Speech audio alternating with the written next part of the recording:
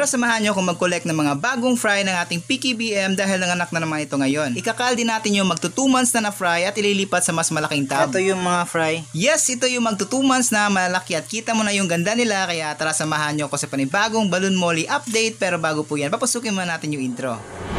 Yo, what's up guys? Another day, another fish video na naman po tayo. At sa video na to, tara samahan niyo ako dahil i-collect natin yung mga fry natin PKBM dahil nanganak na naman yung isang breeder natin. At ililipat din natin yung mga fry na medyo malalaki na sa mas malaking lagayan para mas mabilis silang lumaki. So ayun, tara.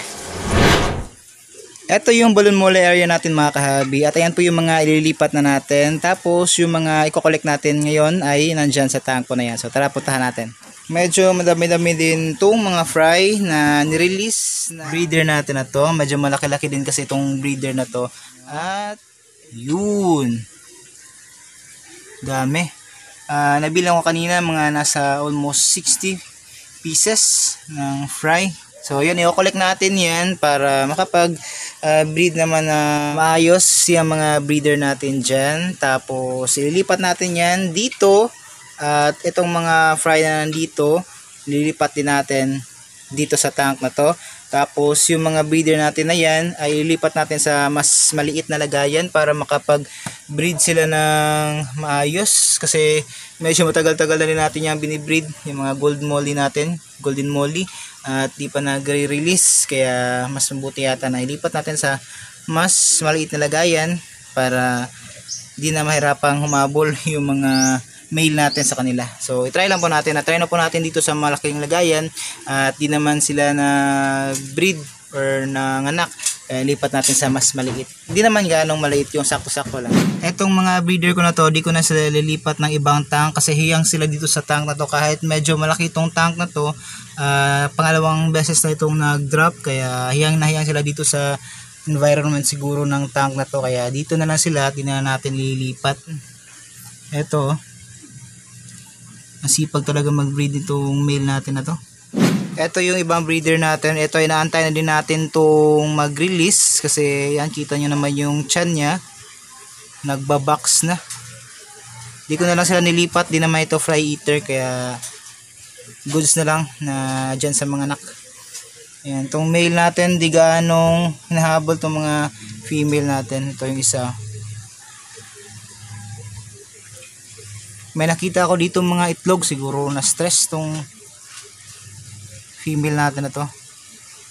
Pero malapit na to, malapit na mga anak to. Ayan, kita nyo yung tiyan nya. Itong full gold natin dito sa baba, dumadami din sila. Pangalawang drop na ito.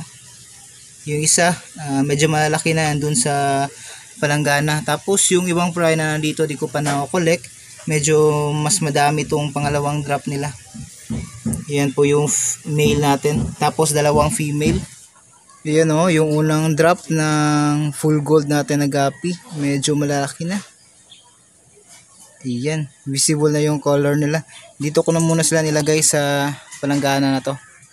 So ngayon, hulihin muna natin yung mga golden molly breeder natin. Tapos ilagay natin dito. Lagay muna natin dito para makita nyo.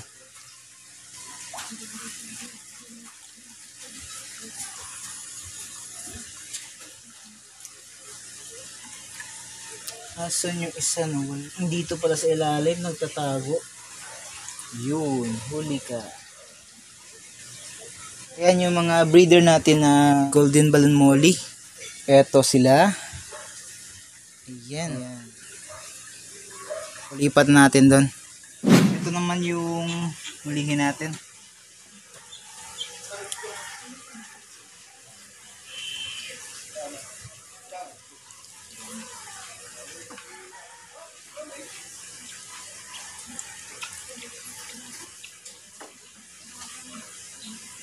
Eto, at nahuli na natin yung mga fry. So lagay ko lang po muna dito para makita nyo.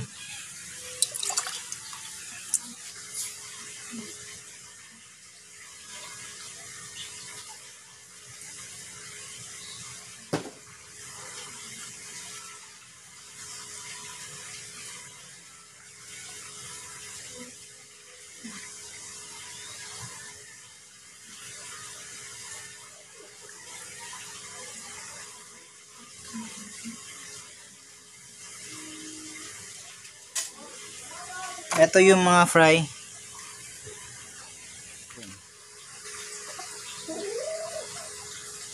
Ito sila. So, acclimate ko na po muna ito doon.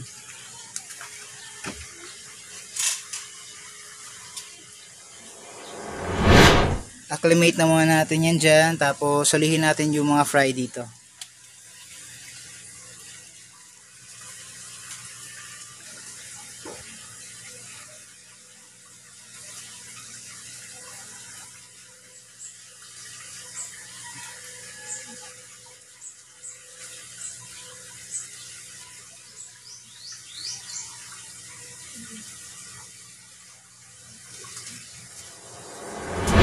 Eto guys, nakakuha tayo ng 65 pieces na fry nitong ating PKBM, pero merong 6 na may color black, kaya 59 pieces na lang to. Tapos yung 6 ay nandito.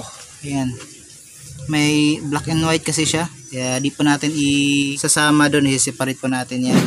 Ayan sila, mga maputi. Yan.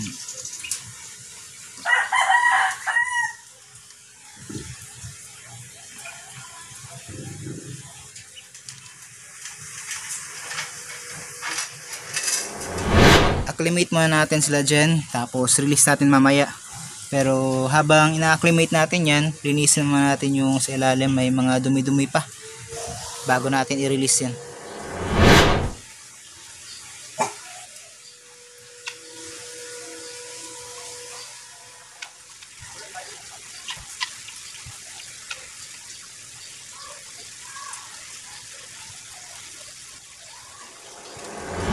Ito, natapos na nating linisin yung ilalim. Binabaan po muna natin yung tubig para mas mabilis natin silang mapakain, kasi 1 day old pa lang itong mga fry na to. Release na natin.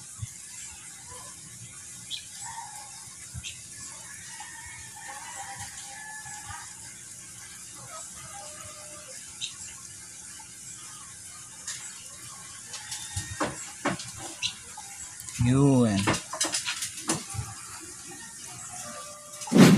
Meron pa tayong ibang fry na ililipat doon sa loob, pero kailangan natin ng ibang lagayan kasi marami yung mga may kulay black, tapos may orange, may mga tricolor ba. Kaya kailangan natin na i-separate din yun para paglaki nila, di din sila mag-breed. Eto sila dito guys, kailangan din natin to ilipat. Ayan. Medyo malaki na. Kitang-kita na oh. May white and black na tayo. Ayan, iba-iba, kaya kailangan natin i-separate din, depende sa strain nila. At eto, na-separate na natin yung PKBM fry at saka yung black and white, or yung tinatawag nila na marble po ata yun. Ayan, black and white na fry.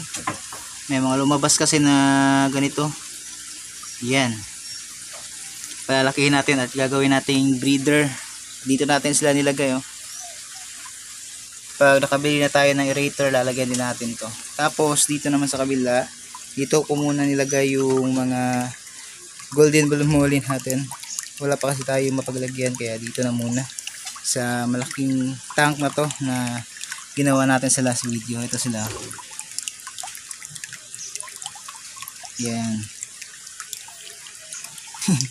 Plano ko sana ilagay ito sa maliit na lagayan, kaso wala pa tayong mapaglagyan dito kasi oh, puno pa. Lalagyan pa natin dyan ng mga tank. Ayan, may mga palanggana din natin na hinanda po dyan para paglagyan din. So ilipat na natin to pag nakagawa na po tayo. So yan guys, dito na po muna yung video natin. Abangan nyo po yung next upload din natin about dito sa mga balon molly natin.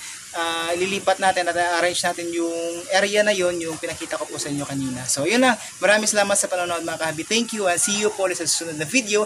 Happy fish keeping! Fish out!